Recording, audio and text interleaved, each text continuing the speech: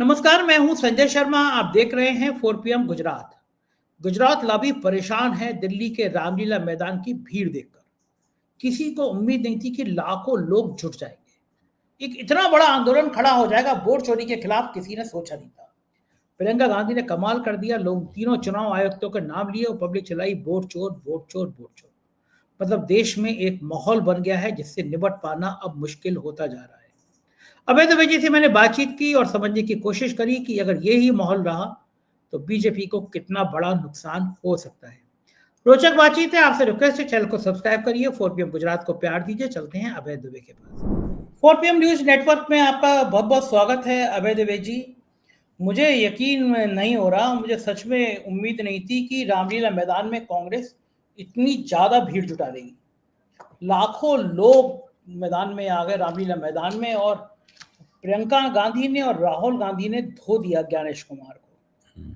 ये जो भीड़ उमड़ी है, इसके संकेत क्या कुछ कुछ अन्ना आंदोलन जैसे नजर आ रहे हैं, जब लोगों को लगा था कि उनके अधिकारों का, उनके पैसों का गबन किया जा रहा है। एक ऐसा माहौल तैयार कर दिया गया था फर्जी, कि यहाँ घोटाला, वहां घोटाला, और दिन रात वो एक पूरा देश में माहौल खड़ा हो गया था। हर व्यक्ति, मैं खुद प्रभावित हो गया था अन्ना आंदोलन से, आप भी प्रभावित रहे अन्ना आंदोलन से। एक वातावरण बन गया था पूरे देश में कि हाँ, बेईमानी हुई है। इस बार वातावरण उल्टा हो गया। पूरे देश में माहौल बन गया कि भाई ये चुनाव जीतते हैं, लेकिन वोटर लिस्ट की कृपा से, वोट चोरी से, ईवीएम में कुछ कुछ खेल करके। आज जिस तरह ज्ञानेश कुमार के खिलाफ चार्जशीट दाखिल किया, लाखों लोग उमड़े हैं, जो वो गुस्सा दिख रहा था भीड़ का, वो एक संकेत देख रहा है कि देश में एक बड़ा आंदोलन की नींव पड़ चुकी है, एक बड़े आंदोलन की तैयारी हो चुकी है। आज की रैली के मुख मुख मतलब आप क्या निकाल सकते हैं? देखिए, आप इसकी तुलना, आपने अपने वक्तव्य में इसकी तुलना की भ्रष्टाचार विरोधी आंदोलन से, अन्ना आंदोलन से। मैं समझता हूँ अन्ना आंदोलन एक बहुत ही एक ऐसे महत्वपूर्ण मुद्दे पे हो रहा था, लेकिन फिर भी मुद्दा वो वोट चोरी के मुद्दे के मुकाबले सीमित मुद्दा था। और अन्ना आंदोलन में जो जिनकी गोलबंदी सबसे पहले हुई थी वो थे मध्यवर्गीय लोग, शहरी मध्यवर्गीय लोग। सबसे पहले गोलबंदी हुई थी। अगर वोट चोरी वाले आंदोलन में शहरी मध्यवर्गीय लोग ही उससे जुड़े तो वोट चोरी वाला आंदोलन कामयाब नहीं होगा। इसे कामयाब करने के लिए तो जरूरी यह है कि गरीब आदमी और खास तौर से बहुसंख्यक जनता, पिछड़ी जनता, दलित जनता, आदिवासी जनता, जब तक ये जनता नहीं इस आंदोलन के साथ जुड़ेगी, जब तक रिक्शे वाले नहीं जुड़ेंगे इस आंदोलन के साथ में, ऑटो चलाने वाले नहीं जुड़ेंगे, टैक्सी ड्राइवर नहीं जुड़ेंगे, इमारतें बनाने वाले, शहरों में इमारतें बनाने वाले मजदूर नहीं जुड़ेंगे, माइग्रेंट लेबर जो है ये नहीं जुड़ेगी, तब तक ये आंदोलन पूरी तरह कामयाब नहीं होगा। ये बात आपकी बिल्कुल सही है कि रामलीला मैदान में जो जबरदस्त भीड़ दिख रही थी, उससे संकेत साफ मिल रहा है कि इस तरह के लोग इस आंदोलन के साथ धीरे धीरे करके जुड़ने लगे हैं। अच्छा, और अन्ना आंदोलन जितनी जल्दी सफल हो गया था, मतलब कुछ ही दिनों में वो क्लिक कर गया था और एक तरह से लगने लगा था कि हवा बन गई है। मेरा मानना है कि वोट चोरी वाला आंदोलन जो है, इसको अभी थोड़ा समय और लगेगा जमीन पकड़ने में, क्योंकि ये मांग भी ज्यादा बड़ी है। बहुत बहुत व्यापक मांग है, मतलब जो है उसमें। और इसके अंदर तो बहुत राहुल गांधी ने काफी मेहनत कर रखी है। विपक्षी दल के लोग भी, विपक्षी दलों में भी इसके बारे में हवा है, और वो लोग भी इससे जुड़ना चाहते हैं, क्योंकि अगर नहीं जुड़ेंगे तो सबको भारतीय जनता पार्टी बुरी तरीके से खा जाएगी, जीतने नहीं देगी। देखिए, एसआईआर जो है, स्पेशल इंटेंसिव रिवीजन जो है, उसको मैं मानता हूं कि वो एक इस तरह का हथकंडा है जिससे भारतीय जनता पार्टी ने अपने पास ये अधिकार सुरक्षित कर लिया है कि वो तय करे कि कौन चुनाव जीतेगा तो कितना जीतेगा, कौन हारेगा और हारेगा तो कितना हारेगा। जीत हार का अंतर भी भाजपा तय करना चाहती है इसके जरिए। यानी वो इस तरह की एक ट्रिक है एसआईआर, जिससे भाजपा के लोग एक कमरे में बैठ के तय करते हैं। कॉन्स्टिट्यूंसी का लिस्ट सामने रखी हुई है, कॉन्स्टिट्यूंसी में कौन कौन लोग लड़ रहे हैं उनके सामने लिखा हुआ, आप कल्पना कीजिए। और उसमें भाजपा तय कर रही है, अच्छा इसमें ऐसा करते हैं कि ये 5 सीटें तो हम लोग जीत जाते हैं 20-20 हजार, 25-25 हजार के अंतर से, ये 2 सीटें इनको जिता देते हैं 2-2 हजार वोटों के अंतर से, और उसी तरीके से चुनाव नतीजा निकलता है।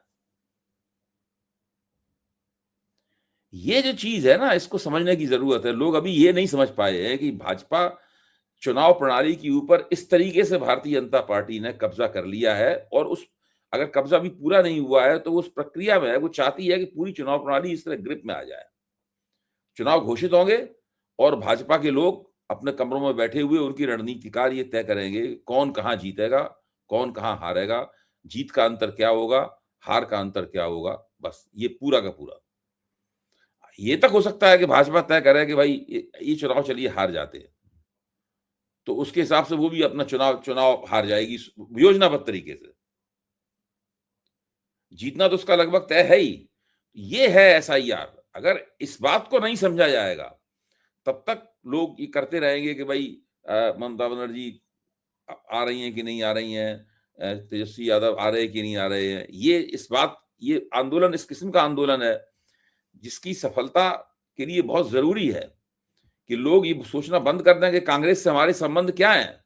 कांग्रेस भी ये सोचना बंद कर दे कि किसी पार्टी कांग्रेस के संबंध क्या है, किसी पार्टी कांग्रेस का गठजोड़ होता है नहीं होता है, अगले विधानसभा चुनाव में होगा कि नहीं होगा, लोकसभा चुनाव में होगा कि नहीं होगा। ये चीजें महत्वपूर्ण नहीं रह गई हैं अब। अगर आप यही सोचते रहेंगे तो भारतीय जनता पार्टी कामयाब हो ही जाएगी। एसआईआर रोक नहीं सकते आप। एसआईआर को जिन लोगों के जरिए एसआईआर को रुकवाया जा सकता था वो सब भाजपा के साथ खड़े हुए। मैं समझता हूं अदालतें भी अघोषित रूप से भाजपा के साथ खड़ी हुई हैं।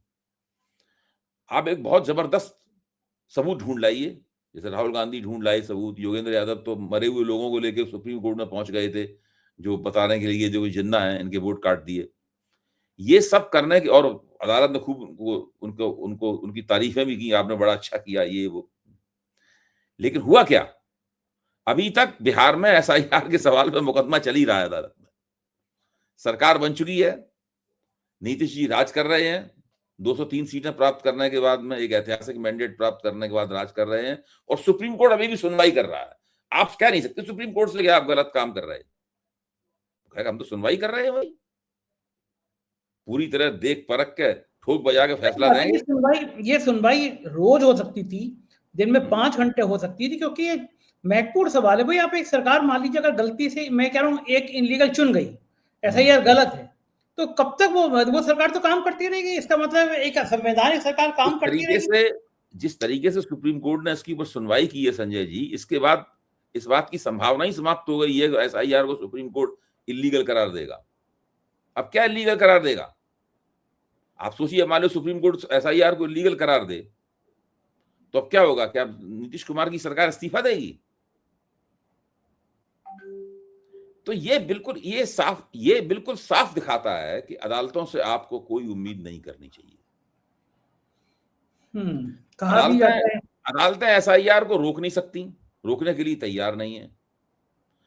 चुनाव आयोग अपील करके शिकायत करने के बावजूद चुनाव आयोग से उम्मीद की नहीं जा सकती। ये तो आंदोलन ही चुनाव आयोग के खिलाफ चल रहा है। नौकरशाही सरकार के तकनीकी रूप से अधीन होती है सरकार के। मीडिया जो है उसकी हालत यह है कि इतनी बड़ी रैली कांग्रेस कर रही है, सिर्फ बिल्कुल आखिर में जब राहुल गांधी भाषण देने वाले थे उस वक्त उस रैली को मीडिया ने दिखाया। सारे बड़े बड़े चैनलों में से किसी ने इस रैली को नहीं दिखाया। कहीं किसी हीरोइन का इंटरव्यू चल रहा है, कहीं कुछ चल रहा है। मतलब मैं लगातार एक एक टीवी चैनल देख रहा था, तो हालत ये थी कि वहां पे अजीब अजीब सी चीजें दिखाई जा रही थी उसके अंदर। यहां तक कि उत्तर प्रदेश में भारतीय जनता पार्टी का अध्यक्ष घोषणा हो रही है, उसको इस तरह दिखाया जा रहा था जैसे भारत का प्रधानमंत्री चुना जा रहा है। बहुत जम के वो कार्यक्रम ऐसे दिखाया गया, बहुत जबरदस्त। उसके ऊपर चर्चाएं चल रही हैं। ऑस्ट्रेलिया में आतंकवादी हमला हो गया, इसको दिखाया जा रहा है, वहां गोलियां चल रही हैं ऑस्ट्रेलिया में, सिडनी में, ये दिखाया जा रहा है। लेकिन कांग्रेस की रैली नहीं दिखाई जा रही। तो मीडिया सरकार को कोने में धकेल सकता था इस सवाल के ऊपर। मीडिया की स्थिति ये है। अदालतें कर सकती थी, अदालतों की स्थिति ये है। खुद चुनाव आयोग जिसको चुनावी शिकायतों का निपटारा करना होता है, वो खुद ही इसमें एक अपराधी की तरीके से शामिल है। तो ऐसी स्थिति में अब तो एक ही चारा रह गया है कि भाई आम वोटर जो है वो पूछने लगे सरकार से, चुनाव आयोग से, कि भाई ये क्या हो रहा है, हमारे वोट का क्या हो रहा है, हमारे वोट की चोरी क्यों हो रही है। और ये चीज जब तक पॉलिटिकल पार्टी सब नहीं, मैं एक बार फिर से कह रहा हूं, हो सकता है आपको लगा कि मैं रिपीट कर रहा हूं, लेकिन ये रिपीट करना जरूरी है, बार बार कहना जरूरी है। मैं तो आपसे भी अपील करूंगा कि आप भी इस बात को बार बार कहें, और जो यूट्यूबर्स हैं, दूसरे दूसरे जो बड़े अच्छे प्रभावी प्लेटफॉर्म हैं, जिनके पास लाखों लाख दर्शकों के सब्सक्राइबर हैं, वो सब लोग भी इस बात को कहें। देखिए, जब तक सारी पार्टियां इसमें जूझेंगी नहीं जिस तरह कांग्रेस जूझी हुई है, इस वक्त सबको भूल जाना चाहिए कि कांग्रेस ने उसके साथ अतीत में क्या सलूक किया था, या कांग्रेस अगले चुनाव में उसके साथ गठजोड़ करेगी कि नहीं करेगी। ये बातें महत्वपूर्ण नहीं रह गई हैं, वरना क्या होगा, सब लोग ऐसे ही बैठे रह जाएंगे। अभी अभी कुछ विपक्षी दलों की सरकारें हैं भी, धीरे धीरे वो सरकारें भी नहीं रहेंगी। अभी भारतीय जनता पार्टी दक्षिण भारत में नहीं जीतती है, और वो इतनी होशियार है कि तुरंत जीतना शुरू नहीं करेगी, लेकिन अगले चुनाव में हम तमिलनाडु में भी चुनाव जीत लेगी वो। बिल्कुल ठीक कह रहे ये हैं। होने मैं वाला है, ये होने वाला है। राहुल गांधी की आज की रैली की कुछ खास बातें आपसे जिक्र करना चाहूंगा। उन्होंने कहा, गांधी जी कहते थे सत्य सबसे जरूरी चीज है। हमारे धर्म में सत्यम शिवम सुंदरम और सत्यमेव जयते के बारे में भी बात कही गई है, लेकिन मोहन भागवत कहते हैं विश्व सत्य को नहीं शक्ति को देखता है, जिसके पास शक्ति है उसे माना जाता है। ये आरएसएस और मोहन भागवत की सोच है। जहां एक तरफ हमारा धर्म कहता है सत्य सबसे जरूरी है, वहीं दूसरी तरफ मोहन भागवत कहते हैं सत्य का कोई मतलब नहीं, सत्ता जरूरी है। आज देश में सत्य और असत्य के बीच लड़ाई है। हम सत्य को लेकर नरेंद्र मोदी, अमित शाह और आरएसएस की सरकार को हिंदुस्तान से हटाएंगे। ये जो राहुल गांधी बार बार खास तौर से बीजेपी से ज्यादा संघ पर हमला करते हैं, इसके पीछे क्या रणनीति है? संघ पर सीधा हमला करने की क्या खेल है? देखिए, ये राहुल गांधी के नेतृत्व की एक विशेषता है जो कि हिंदुस्तान में दूसरे लोगों के नेतृत्व के पास नहीं। उसकी वजह है कि लोग भाजपा और संघ को अलग अलग करके देखते हैं। भले मन से मानते हो कि भाई संघ की पैदाइश भाजपा है, लेकिन वो कहते हैं भाई भारतीय जनता पार्टी हमारे खिलाफ चुनाव लड़ रही है, तो हमारी सीधी टक्कर भाजपा से है। संघ में बीच में छीटाकशी होती रहती है, लेकिन संघ और भाजपा को ये मान के कि हम भाजपा चुनाव नहीं लड़ रही है, हमारे खिलाफ संघ ही चुनाव लड़ रहा है। राहुल गांधी का अटैक और समझौताहीन अटैक जो है वो राष्ट्रीय स्वयंसेवक संघ के ऊपर होता है। ये उन्होंने पहले दिन से किया। इस मामले में कभी उन्होंने कोई चूक नहीं की, और उनकी निगाहें सही निशाने के ऊपर रहती हैं। इस चीज को लेकर संघ के अंदर भी कुछ बेचैनी है, क्योंकि संघ जब राहुल गांधी भारत जोड़ो यात्रा कर रहे थे, उस वक्त संघ की तरफ से कुछ इस तरह की बातें कही गई थी कि वो भी राहुल गांधी के साथ संवाद स्थापित करना चाहता है, ऐसी बातें कही गई थी। लेकिन राहुल गांधी ने इनकार कर दिया उनके साथ संवाद स्थापित करने में, क्योंकि वो जानते हैं कि इन लोगों की यही ट्रिक है कि संवाद स्थापित करने के बाद में मामले को पहले नरम बनाते हैं ताकि चीजें जो है वो हो जाए। तो राहुल गांधी जानते हैं कि असली जो देश में लोकतंत्र की जो हमारी समस्याएं हैं, वो समस्याएं राष्ट्रीय स्वयंसेवक संघ में निहित हैं। भारतीय जनता पार्टी तो संघ का ही ऑफशूट है, इसलिए वो अपना अटैक हमेशा संघ के ऊपर कायम रखते हैं। और मैं समझता हूं कि ये उनका तरीका जो है ना, वो उनको वास्तव में अपोजिशन का वास्तविक नेता बनाती है। कोई और लंबी सोच ये भी हो सकती है कि संघ पे हमला करेंगे तो मुस्लिम वोटों में बढ़त मिलेगी, क्योंकि कोई खुल के संघ पे इतना तीखा हमला नहीं करता है। संघ पे हमला करते हैं तो मुस्लिम में एक अच्छी अप्रोच जाती है। देखिए, मैं मानता हूं कि ये जो मसला है, ये किसी अल्पकालीन दृष्टिकोण से इस मसले को प्रोसेस नहीं किया जा सकता कि हमें इसके वोट मिलेंगे, उसके नहीं मिलेंगे, इसके वोट हम इधर कर लेंगे, उधर कर लेंगे। ये वो मसला है नहीं,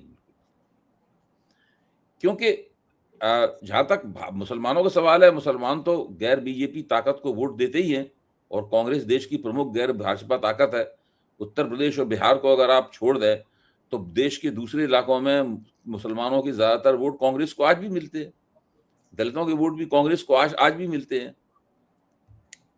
अगर सारे देश में देखा जाए मुसलमानों के वोट सबसे ज्यादा किसको मिलते हैं, तो कांग्रेस को ही मिलेंगे सबसे ज्यादा वोट। और लोकसभा चुनाव में तो वो और भी ज्यादा कांग्रेस की तरफ झुक जाते हैं, क्योंकि केंद्र में सरकार बनाने की स्थिति हैसियत कांग्रेस की होती है। तो मुझे नहीं लगता है कि राहुल गांधी को इस बात की ज्यादा फिक्र है। राहुल गांधी जानते हैं कि अगर भारतीय जनता पार्टी को उनकी चुनौती खड़ी होकर सामने सार्वजनिक जीवन में सामने आएगी, तो मुस्लिम वोट भी उनको देंगे, और साथ में जो गैर भाजपा वोट है वो भी उनकी तरफ गोलबंद होगा, उनकी तरफ बढ़ेगा। अच्छा, राहुल गांधी जितना संघ पर खुल के तीखा सीधा सीधा हमला करते हैं, बाकी राजनीतिक दल क्यों नहीं करते? बाकी राजनीतिक दल तो बहुत सॉफ्ट कॉर्नर रखते हैं संघ के बस पक्ष में। समझ की समस्या है ये। बाकी राजनीतिक दलों को लगता है कि राष्ट्रीय स्वयंसेवक संघ का आदमी तो हमारे खिलाफ चुनाव लड़ ही नहीं रहा है। संघ कहाँ हमारे खिलाफ चुनाव लड़ रहा है? जिसने पर्चा भरा है वो संघ ने थोड़ा पर्चा भरा है उसका। जो चुनाव चिन्ह संघ का थोड़ी ना, ये भारतीय जनता पार्टी का चुनाव चिन्ह है। इसीलिए तो कहना ये चाहिए कि देश में राष्ट्रीय स्वयंसेवक संघ की सत्ता है। अगर ये बात सब लोग कहने लगे कि ये सरकार जो है वो भारतीय जनता पार्टी की नहीं है, भारतीय जनता पार्टी तो केवल प्रॉक्सी है, ये राष्ट्रीय स्वयंसेवक संघ की सरकार है। फर्क ये है कि जिस व्यक्ति को संविधान के मुताबिक शपथ दिलाई गई है वो आदेशों पर चलता है, उनकी सेवा करता है उनकी। तो ये जब तक ये समझ राहुल गांधी स्थापित करना चाहते हैं और इसकी वो कोशिश कर रहे हैं, वो धीरे धीरे करके चीज बन रही है, लेकिन इसमें समय लगेगा। बहुत जल्दी ये कढ़ी जो है बहुत जल्दी पकने वाली नहीं है। अच्छा, आप प्रियंका गांधी तो फुल फॉर्म में थी। आज उन्होंने क्या किया, तीनों चुनाव आयुक्तों के नाम लिए, तीनों का नाम लेकर वोट चोर के नारे लगवाए। आप सोचो कितनी बड़ी बेइज्जती है ज्ञानेश कुमार की, बाकी दोनों लोगों की। लाखों की भीड़ इकट्ठी है, प्रियंका गांधी नाम ले रही है, ज्ञानेश कुमार, पब्लिक चिल्ला रही है वोट चोर वोट चोर। अब ये तो वैसे ही हो गया। अब जो वरनाथ ठाकुर ने कह दिया था, मैंने थोड़ी नारे लगाए थे देश के गद्दारों को, पब्लिक लगाए थे। अब अगर ज्ञानेश कुमार ये कहेंगे कि संविधान के पद पर बैठा हूं व्यक्ति, तो प्रियंका गांधी ने तो नाम लिया था रूपेश कुमार, ज्ञानेश कुमार, पब्लिक नारे लगा रही है वोट चोर वोट चोर। ये जो गुस्सा भड़क रहा है अभय जी तीनों चुनाव आयोग के खिलाफ, ये किस लेवल तक जा सकता है? इसकी परिणति अंतिम में क्या हो सकती है? अब वो ऑफिस से निकला करेंगे तो देखो कुछ दिनों बाद पता चला कि वो ब्लैक कैट कमांडोज के बीच में जो है वो आगे बढ़ रहे हैं, और क्योंकि उनकी सुरक्षा का खतरा धीरे धीरे बढ़ता चला जाएगा। हाँ, आम आदमी गुस्से में आएगा ही आएगा। असल में है ये कि देखिए राहुल गांधी ने इस आंदोलन को, इस मुहिम को, वोट चोरी के खिलाफ मुहिम को एक शुरुआती चरण में तो पहुंचा दिया है। दूसरे चरण में तब ये पहुंचेगी जबकि दूसरी पार्टियां भी वोट चोरी की मुहिम को लेके आगे बढ़ जाएंगी, और ये इन पार्टियों को समझना होगा। और देखिए ये बात, आप एक और बात है, मान लीजिए बंगाल का चुनाव ममता बनर्जी ने जीत लिया, ये सब चुनाव तो बहुत दूर नहीं है, सिर पर खड़ा हुआ, ममता बनर्जी ने चुनाव जीत लिया। अब जैसे कहा जा रहा है कि तेजस्वी यादव को अब इस मुहिम में कोई दिलचस्पी नहीं, वो चुनाव हार गए, उन्हें क्या दिलचस्पी है, वो बैठे हुए हैं वहां पे अपने। लेकिन तेजस्वी यादव अगर ऐसा सोच रहे हैं तो कितनी बचकानी बात है। तेजस्वी यादव चुनाव हारे ही इसीलिए है क्योंकि वहां पे एसआईआर की गई है। अब तो ये बातें निकल के सामने आ रही हैं, अभी अभी आंकड़े निकल के आने वाले हैं कि बीजेपी ने बिहार के चुनाव में 102 या 103 सीटें चोरी की। इसके आंकड़े निकल के आने वाले हैं, और आएंगे तो हम लोग 4 PM के मंच पे भी उनकी चर्चा करेंगे, पूरी विश्लेषण करेंगे, आंकड़ों के सामने, आंकड़ों के बारे में बातचीत करेंगे। ये सब होने वाला है। प्रियंका गांधी के जो भाषण के मुख्य बिंदु ये भी थी कि उन्होंने कहा कि पिछले आम चुनाव में मुख्यमंत्रियों को जेल में डाला गया, कांग्रेस का बैंक अकाउंट बंद कर दिया गया, भ्रष्टाचार के नाम पर बेबुनियाद आरोप लगाए गए। जिन लोगों का दिल कमजोर था वो दबाव को सहन नहीं कर पाया, बीजेपी में शामिल हो गए। जैसे जैसे लोग बीजेपी में शामिल होते चले गए, बीजेपी की वाशिंग मशीन में दुर्गा साफ होते चले गए। ये आज प्रियंका गांधी बहुत फुल फॉर्म में थी, और उन्होंने कहा कि ज्ञानेश कुमार, सुखबीर सिंह संधू, विवेक जोशी, ये देश इन तीनों चुनाव आयुक्तों के नाम नहीं भूलेगा। मोदी सरकार इनको बचाने की कितनी भी कोशिश कर ले, लेकिन इन्हें एक दिन देश को जवाब देना ही होगा। ये तो कहना ही चाहिए। राहुल गांधी इस बात को पहले भी कहते रहे हैं कि इन लोगों को ये समझ लेना चाहिए कि ये लोग बच नहीं पाएंगे। आखिरकार में ये कहीं भी रिटायर हो जाए तब भी उनको हम ढूंढ के लाएंगे और उनको कटघरे में खड़ा किया जाएगा, जवाब तलबी इनसे की जाएगी। इस चीज को बार बार कहते रहना चाहिए और वो लोग कह रहे हैं। बस मेरा तो यही मानना है कि कांग्रेस केवल अपने प्रयासों के दम पर इस पूरी मुहिम को पहले चरण में ही ले जा सकती है। दूसरा चरण इसका तब होगा जबकि दूसरे विपक्षी पार्टियां भी इसके अंदर आ जाएंगी मुहिम में। और तीसरा चरण ये होगा कि पब्लिक भी इसमें कूद पड़ेगी। उसके बाद फिर न मोदी रहेंगे और न भाजपा रहेगी और न संघ रहेगा। ये सब, इन सब की कोई औकात नहीं रहेगी कि ये सत्ता में बने रहें और वहां बैठे बैठे खुशनुमा तरीके से जो है तरह तरह की डींगे मारते रहें कि ये अमृतकाल है और ये अमृतकाल नहीं है। बिल्कुल ठीक बात है। और आज इस रैली में प्रधानमंत्री कार्यालय भी आ ही गया। देश का युवा बैटिंग ऐप पर पूरा दिन बिताता है। प्रियंका गांधी ने कहा, प्रधानमंत्री के दफ्तर में बैठे एक शख्स, नाम नहीं लिया, बड़ी गनीमत है हिरेन जोशी का, एक शख्स ने बैटिंग ऐप में घोटाले किए हैं, लेकिन ऐसे मुद्दों पर सदन में चर्चा नहीं होती। मोदी सरकार बेरोजगारी, महिला सुरक्षा जैसे जरूरी मुद्दे पर बात नहीं करती। डॉलर 90 रुपये हो गया, विदेश नीति फेल हो गई, युवा पेपर लीक से परेशान है, लोग महंगाई बेरोजगारी से जूझ रहे हैं, निर्यात घट रहा है, आयात महंगा हो रहा है, देश की संपत्ति अडानी अंबानी को सौंपी जा रही है। मतलब प्रियंका गांधी ने आज कोई मुद्दा छोड़ा नहीं है। महादेव बैटिंग ऐप का मुद्दा भी आ ही गया। प्रधानमंत्री कार्यालय के जो सवाल उठे थे उस पर वो चर्चा भी आ ही गई। देखिए, अभी लोकसभा में आपको ध्यान होगा प्रियंका गांधी ने अभी हाल ही में एक भाषण दिया था लोकसभा में वंदे मातरम के सवाल के ऊपर, और प्रधानमंत्री के भाषण का मुख्य जवाब प्रियंका गांधी ने दिया था कांग्रेस की तरफ से वंदे मातरम के सवाल। और प्रियंका गांधी का भाषण बहुत लोकप्रिय हुआ था, यहाँ तक कि प्रभु चावला जैसे व्यक्ति ने जो खुल के कहते हैं कि मैं तो भाई संघ की शाखा में जाता रहा हूं, मैं तो संघ का समर्थक रहा हूं, खुल के कहते हैं, उन्होंने कहा कि प्रियंका का डंका बज रहा है। ये उन्होंने एक वीडियो में कहा है अपने, प्रियंका का डंका बज गया। तो प्रियंका गांधी जब से वायनाड की सांसद बनी है तब से जिस तरह संसद के अंदर वो बोल रही हैं, तो उनकी सारी प्रतिभा वगैरह भी निकल कर आ रही है सामने। एक तो वो उत्तेजित नहीं होती हैं, दूसरे वो शिष्टता नहीं खोती हैं अपनी, वो अपने सही तरीके से, जो एक तरीका होता है एक शिष्ट, एक भद्र महिला का है, वो उसी तरीके से अपनी बात करती हैं, छिछली आवाज में नहीं बोलती हैं, वो मुद्दों पे बोलती हैं। तो ये जो बात है ना प्रियंका गांधी की, इससे धीरे धीरे वो संसद में एक बहुत अच्छे वक्ता के रूप में, विपक्ष के एक बहुत अच्छे प्रवक्ता के रूप में अपने आप को स्थापित करती चली जा रही हैं। और ये कांग्रेस के लिए भी एक प्लस पॉइंट है और गैर कांग्रेस भाजपा विपक्ष के लिए भी एक बहुत बड़ा प्लस पॉइंट है। बिल्कुल ठीक है। और आपको लग रहा है कि ये जो है ये रैली भविष्य में भी एक बड़ा मील का पत्थर साबित होने जा रही है और विपक्ष को इससे ताकत मिलेगी और इंडिया गठबंधन को कहीं ना कहीं इससे ताकत मिलेगी? मैं ये चाहता था, मेरी अपनी इच्छा ये थी कि कांग्रेस इंडिया गठबंधन के सभी सदस्यों को, सभी घटक सदस्यों को इस रैली के लिए एक आधिकारिक निमंत्रण जारी करती और उसकी खबर एक हफ्ते पहले निमंत्रण भेज दिया जाता है, 3-4 दिन पहले भेज दिया जाता और उसकी खबर भी मीडिया को बताती कि हमने सबको निमंत्रण भेजा है। भले ही उनके मुख्य नेता नहीं आते, उनके मान लीजिए प्रतिनिधि ही आते, तो भी बहुत बड़ी बात होती। बिल्कुल ठीक बात है। ये गलती और ज्यादा अच्छा होता है। ये फिर मौका आएगा इसका। जी, बहुत बहुत शुक्रिया अभय जी, आपने मुझसे बातचीत की, शुक्रिया, थैंक यू। ये तो अभय दवे जी, पूरी बातचीत आपने सुनी, कैसी लगी बातचीत बताइएगा जरूर, शुक्रिया, थैंक यू।